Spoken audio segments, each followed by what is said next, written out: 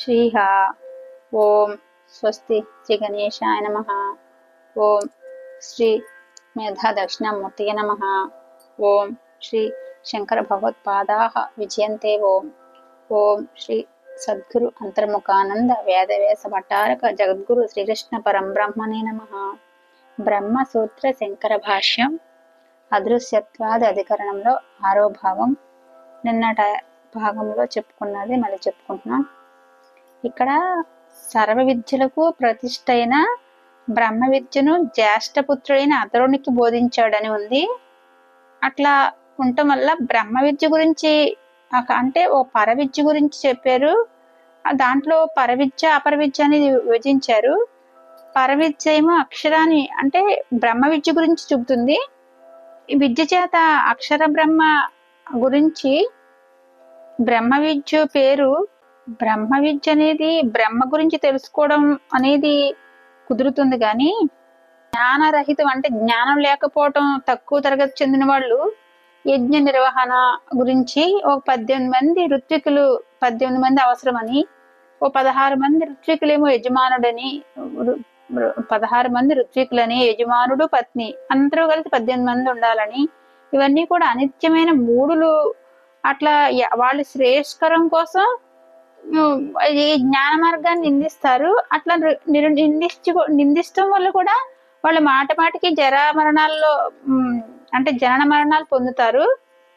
ఋగ్వేదాది లక్షణమైన అపర విద్య అనేది అది బ్రహ్మ విద్య ఒక ప్రశంస అంటే దీన్ని పొగడటం కోసం ప్రారంభంలో అలా చెప్పబడుతుంది. అంతేగాని అపర విద్యను నిందించటం కాదు. దాని నుంచి వైరాగ్యం చెందిన వానికే ఈ బ్రాహ్మణుడనే కర్మల చేత ఈ లోకాలన్నింటినీ పరీక్షించి వైరాగ్యం పొందాలి. అవన్నీ చేయగా వైరాగ్యం పొందాలి. అలా చేయబడిన చేసే కర్మలు బట్టి ఆ మోక్షం అనేది ఉండదు. అట్లా అవన్నీ దాని నుంచి ఈ పరావిద్యకు రావాలి. ఇక అది బ్రహ్మ గురించి తెలుసుకోవడం కోసం అవి మన చేతిలో ఏదైనా పెట్టుకుని మన గురువు దగ్గరికి వెళ్తాడు అంతే. అన్ని గురువుకి ఉపాయంగా ఇవ్వటం కోసం, అంతేగాని ఈ మనం వినాలనుకునేవాడు బ్రహ్మనిష్ఠుడైన గురువు దగ్గరికి వెళ్ళాలి.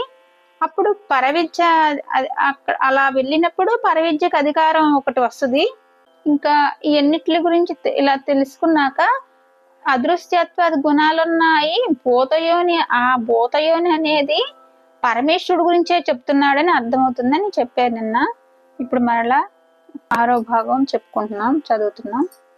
విశేష నీతి విశేషణ భేదవ్య ఉపదేశాభ్యాత్ అంటే విశేషణం చేతను అనగా విశేషం చెప్పడం చేతను, భేదం చెప్పడం చేతను ఇతరు అంటే జీవ ప్రధానాలు నా భూతయోని కాదు అని సూత్రార్థం.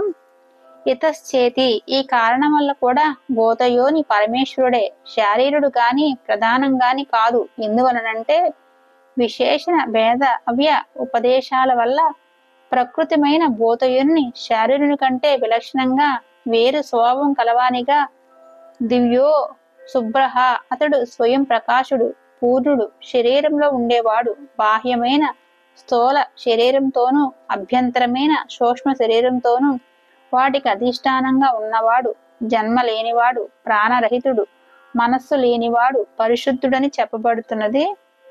అవిద్య చేత ఏర్పడిన నామ రూప పరిచ్ఛేదం విభాగం మీద అభిమానం కలవాడు, వాటి ధర్మాలను తన మీద కల్పించుకుంటున్నవాడు అయిన శారీరునికి ఈ దివ్యత్వాది విశేషణాలు కుదరవు కదా. అందువల్ల ఇక్కడ సాక్షాత్తు ఔపనిషితుడైన పురుషుడే చెప్పబడుతున్నాడు. అట్లే ప్రకృతమైన భూతయోనిని అక్షరా పరహ అని ప్రధానం కంటే వేరుగా నిర్దేశిస్తున్నది. అక్షరం అనగా నామరూపాలకి బీజమైనది, ఈశ్వర శక్తి రూపమైనది, భూతముల సూక్ష్మాలతో అనగా సంస్కారాలతో కూడినది, ఈశ్వరుడు ఆశయంగా గలది, ఆ ఈశ్వరుడే ఉపాధిగా ఉన్నది అయిన అవ్యాకృతం అంటే సృష్టికి పూర్వం ఈశ్వరుని యందు నిలీనమై ఉన్న జగత్తు యొక్క పూర్వావస్థ. అది సమస్త వికారం కార్యప్రపంచం కంటే పరమైన ఒక వికారరహితమైన స్థితి. ఈ విధంగా జగద్రూప వికారం కంటే పరమైన ఆ అక్షరం కంటే పరమైన వాడు పరమేశ్వరుడని భేదం చేత దానికంటే భిన్నునిగా నిర్దేశించడం చేత ఇక్కడ విపక్షణమైనది పరమాత్మను చూపుతున్నది. అయితే ఇక్కడ ప్రధానం అనే ఒక స్వతంత్రమైన తత్వాన్ని అంగీకరించి దానికంటే భేదం చెప్పబడింది అని చెప్పడం లేదు.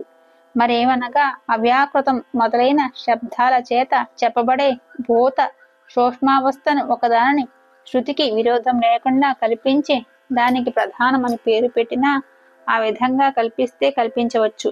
అనగా సాంఖ్యులు చెప్పిన ప్రధానానికి ఈ అక్షరం చెప్పబడే అవ్యక్తానికి స్వభావంలో ఏమీ పోలిక లేదు. ఇది పూర్తిగా పరమేశ్వరాధీనమైనది, అస్వతంత్రం. సృష్టికి పూర్వావస్థ అనే సాదృశ్యాన్ని మాత్రం పురస్కరించుకుని ప్రధానం అని పేరు పెట్టుకున్నా మాకు అభ్యంతరం లేదు. తస్మాదితి ఎలాంటి అక్షరం కంటే భేదం చెప్పడం వల్ల ఇక్కడ పరమేశ్వరుడే బోధయునిగా ప్రతిపాదించబడుతున్నాడని మళ్ళీ ఇలాగే చెప్పుకొచ్చారు. ఇప్పుడు మళ్ళీ దీని గురించి చదివింది వివరంగా చెప్తాను. ఇక్కడ విశేషం చెప్పటం చేత, భేదం చెప్పటం చేత జీవ ప్రధానాలు బోధయోని కాదు, జీవంతో ఉన్నాయన్ని బోధయోని కాదు. బోధయోని అనేది పరమేశ్వరుడే, శారీరుడు కాదు. ప్రకృతి సహజంగా వచ్చిన భూతయోని శరీరం కంటే విలక్షణంగా ఒక స్వయం ప్రకాశుడు అంటే పూర్ణుడు శరీరంలో ఉండేవాడు. అంటే బాహ్యమైన స్థూల శరీరంతో అభ్యంతరమైన ఒక సూక్ష్మ శరీరంతో వాటికి అధిష్టానంగా ఉంటాడు అంతే. అంటే అతనికి జన్మ లేదు, ప్రాణరహితుడు, మనసు లేనివాడు, పరిశుద్ధుడు అని చెప్తుంది. కాబట్టి అవిద్య చేత ఏర్పడిన విభాగం చేత అలా అభిమానం కలవాడు, అవన్నీ నాకే ఉన్నాయి అన్నట్టు అన్ని ధర్మాలు తన మీదే ఒక కల్పించుకుంటూ కూడా శరీరుడు ఒక దివ్యత్వమైన విశేషాలు అతనికి ఉండవు.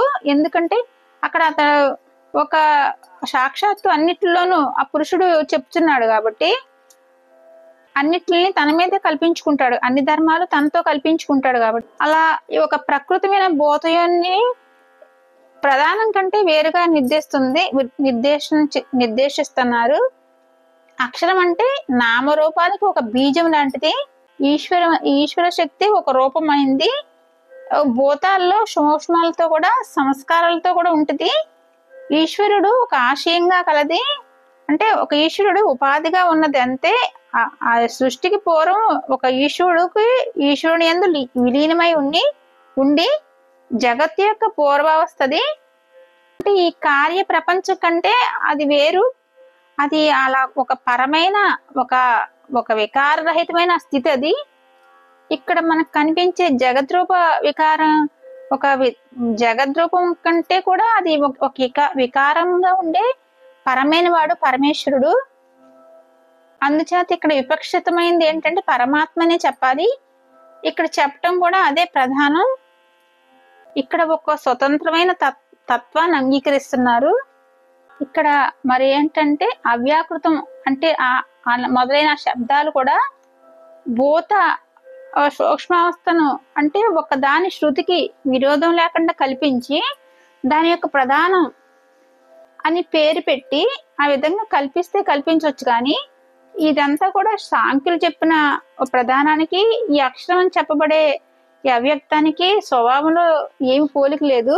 ఇక్కడ సాంఖ్యులు చెప్పిన ఒక ప్రధానం అనే దానికి ఈ అక్షరం చెప్పడే అవ్యక్తానికి స్వభావంలో పోలిక లేదు. ఇది పూర్తిగా పరమేశ్వర అధీనమైంది, అంటే స్వతంత్రం లేనిది. అంటే సృష్టికి పూర్వావస్థ అంటే సృష్టి పూర్వం అనేది ఆ దృశ్యాన్ని మాత్రం ఒక పురస్కరించుకుని ప్రధానం అని పేరు పెట్టుకున్నా మాకు అభ్యంతరం లేదు. అలాంటి అక్షరం కంటే భేదం చెప్పడం వల్ల ఇక్కడ పరమేశ్వరుడే బోధయనుగా ప్రతిపాదించబడుతున్నాడు అని చెప్పారు. ఓం శ్రీ గురుభ్యో నమః. సర్వం శ్రీకృష్ణార్పణమస్తు. అదృశ్యత్వాధికారణంలో 6వ భాగం సంపూర్ణం.